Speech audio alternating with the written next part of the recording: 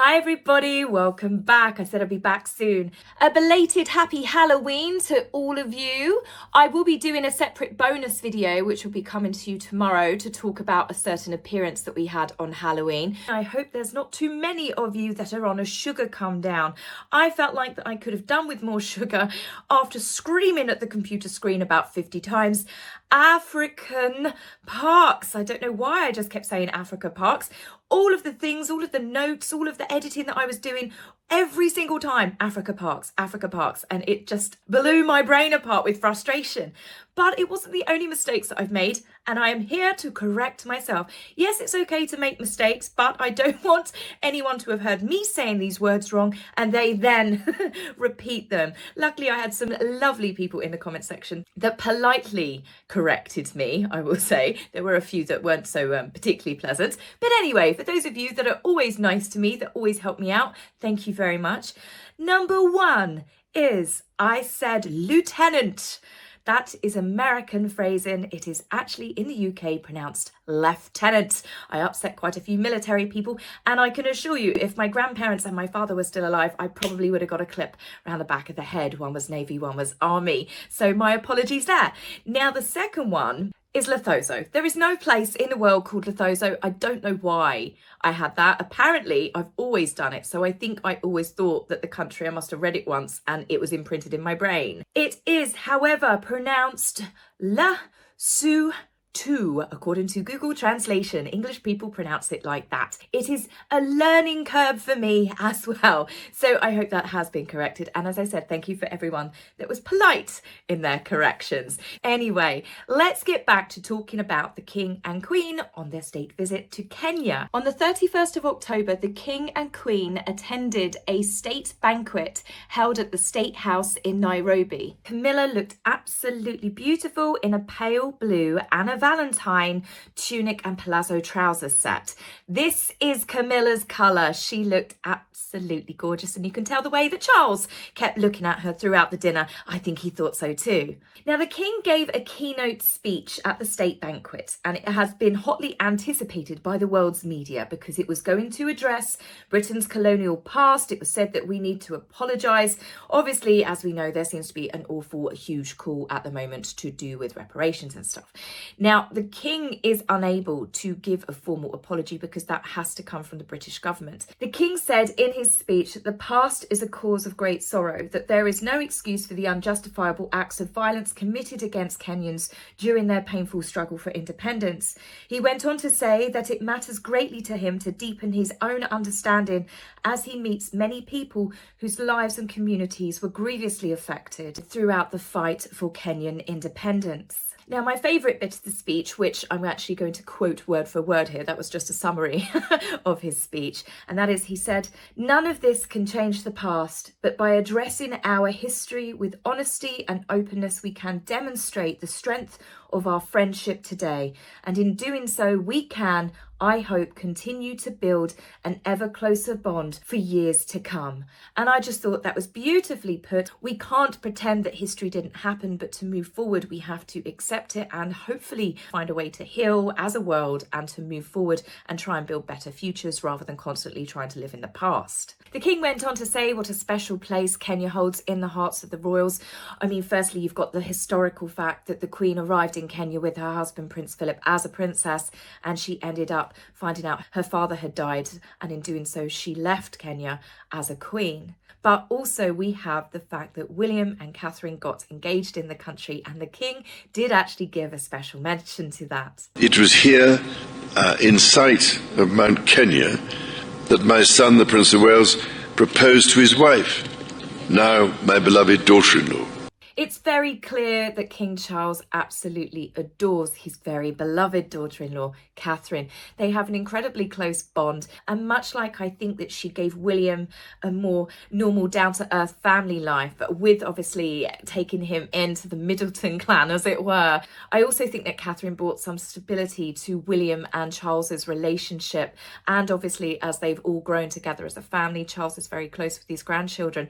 I think that Katherine very much became the gel that brought them all together, and she is, as some people have said, very much like the Queen Mum. She is the glue that will continue to keep them all together. Now, moving back to day 2 of the Royal Kenya tour, the King and Queen started the day visiting the Commonwealth war graves at the Kariakor Cemetery in Nairobi. It reportedly got its name from the mispronunciation of the carrier corpse. So that is something that I can truly relate to.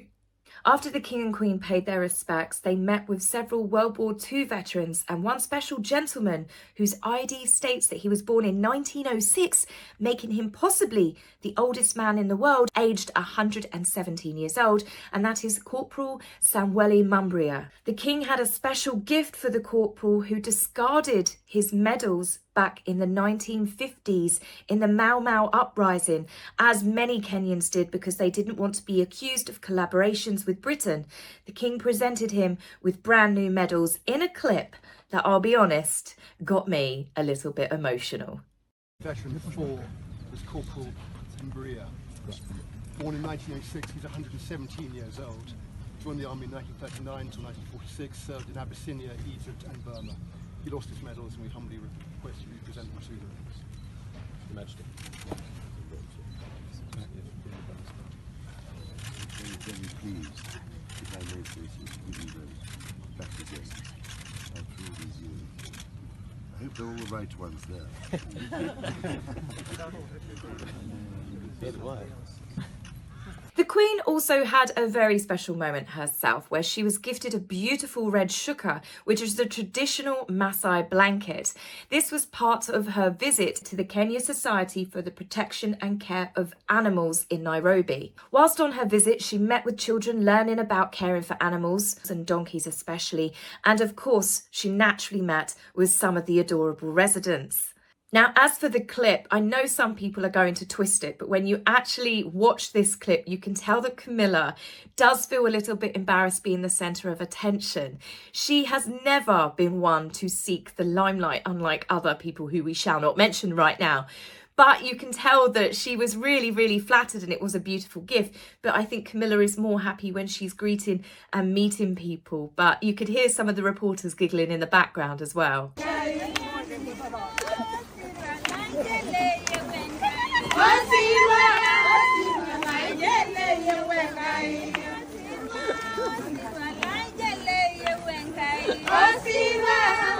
Now, as well as wearing that beautiful red blanket that she was kindly gifted, Camilla's dress, look at the embroidery. I love this. She's got finely stitched giraffes on there, which is very in keeping with the country that they are visiting. And that today is where I've got to cut off because I've got to put in lots of other royal news, and I'll be back with you very soon where I will be continuing to talk about the Kenyan royal tour.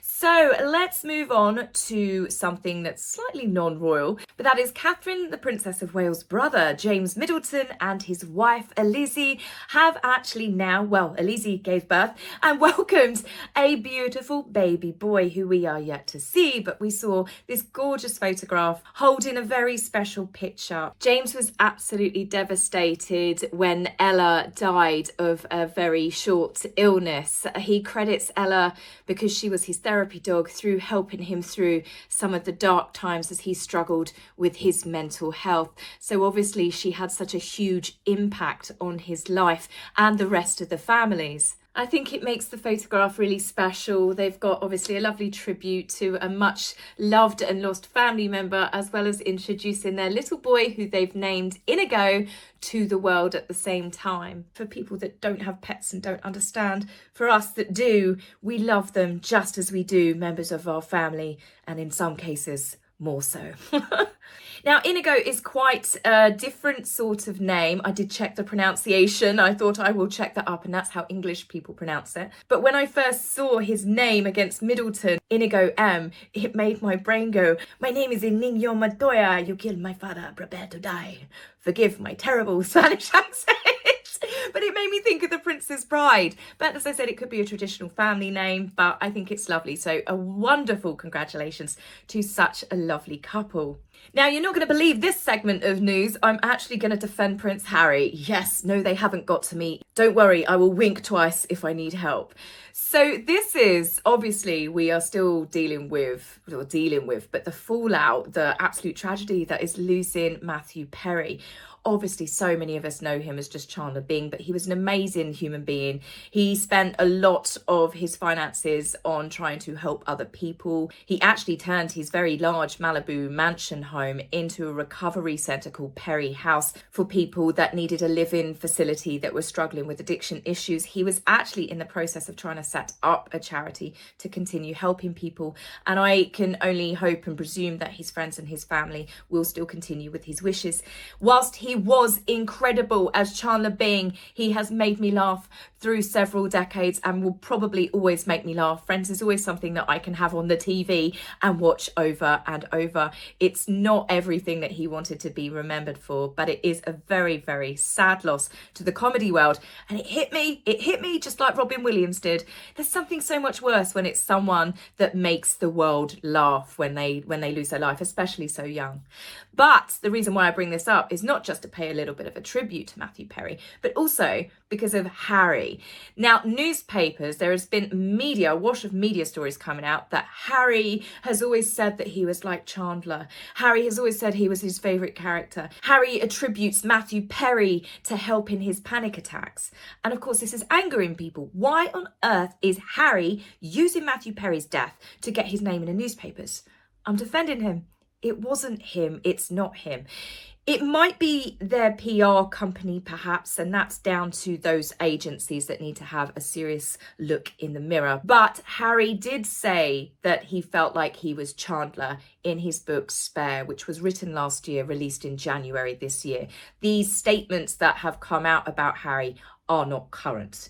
So I just felt like I needed to do that. I also feel like I need a shower defending Harry because, you know, there's lots of things that I disagree with his behaviour, but that's something he hasn't actually done himself.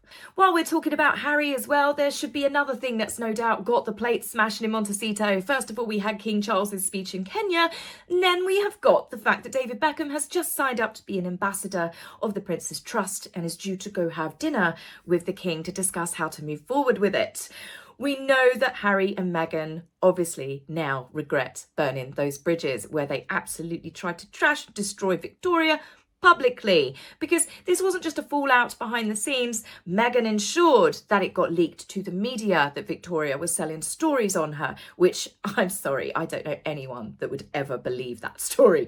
A Spice Girl selling stories on an unknown cable TV actress. I think it would be the other way around. So it's another slap in the face, much like the Clooneys also teaming up with the Prince's Trust, and the King now has a separate award with Amal called the Amal Clooney Award, which I'm sure, again, plates are smashing in Montecito from afar.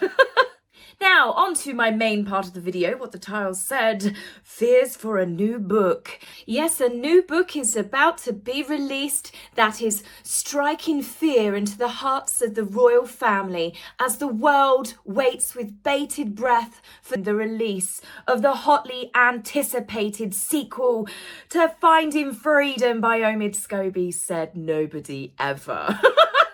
I mean, seriously, the fact that that book got panned as much as it did, the fact that Omid, Harry and Meghan got called out lying to the courts about their involvement in it. They also have said that Omid was wrong. Harry said that he barely knew him, that he'd never met him in a court case. They also said that Meghan did not receive any security training because Omid did a whole segment how Meghan was trained by special services where she was thrown into the boot of a car, fake kidnapping, things what to do. That was called out by Harry as, no, that was a complete lie. Another bit that was called out by Harry that Omid put in Finding Freedom, and that was the Queen actually spent time training Meghan herself. Harry said, no, that did not happen. I'm actually I don't know what's wrong with me. I'm going to defend Omid here. Those are possibly the two things that I believe were true. That Omid was in fact telling the truth in the book, that happened.